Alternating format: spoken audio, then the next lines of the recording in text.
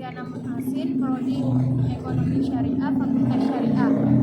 Di sini saya akan mempresentasikan tentang peradilan pada masa Bani Abbasiyah dan sesudahnya.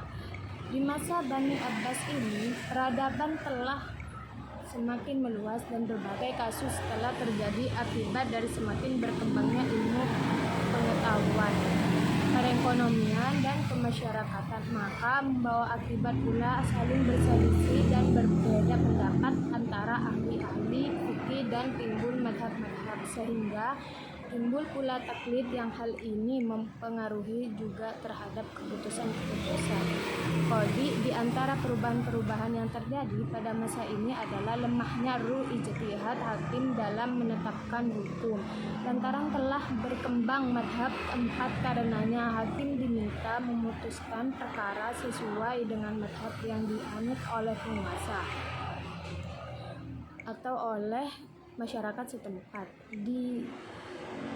Di Irak, hakim memutuskan perkara dengan madhab Abu Hanifah. Di Syam dan Maghribi, hakim memutuskan perkara dengan madhab Malik, dan di Mesir dengan madhab Syafi'i. Dan apabila dua perkara yang bukan dari pengikut madhab yang termasyhur di negeri itu, maka ditunjuklah seorang qadhi yang akan memutuskan perkara itu sesuai dengan madhab yang diikuti.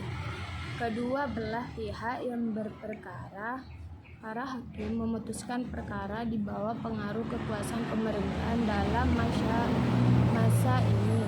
Ada sebagian khalifah Abbasiyah yang ikut campur dalam penanganan perkara oleh qadhi, sehingga hal ini menyebabkan menjauhnya fuqaha dari jabatan ini.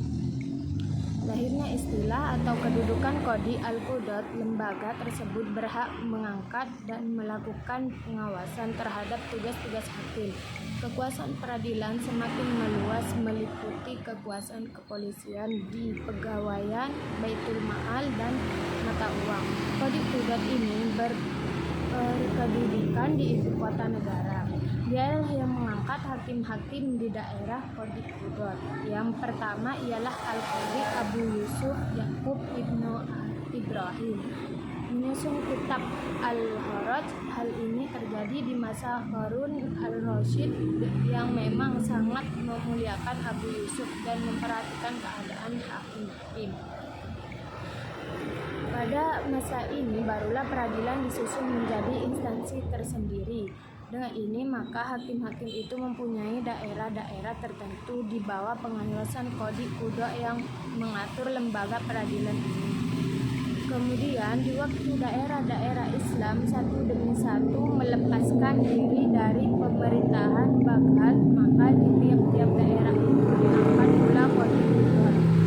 Kewarganegaraan hakim di masa ini di samping memperhatikan urusan perdata, juga menyelesaikan urusan-urusan wakaf dan menunjukkan kurator untuk anak-anak yang di bawah umur. Bahkan kadang-kadang hakim-hakim ini juga menangani urusan-urusan kepolisian, penganiayaan, dan dilakukan penguasa kisos, hisbah, pemalsuan mata uang, dan baitul mal.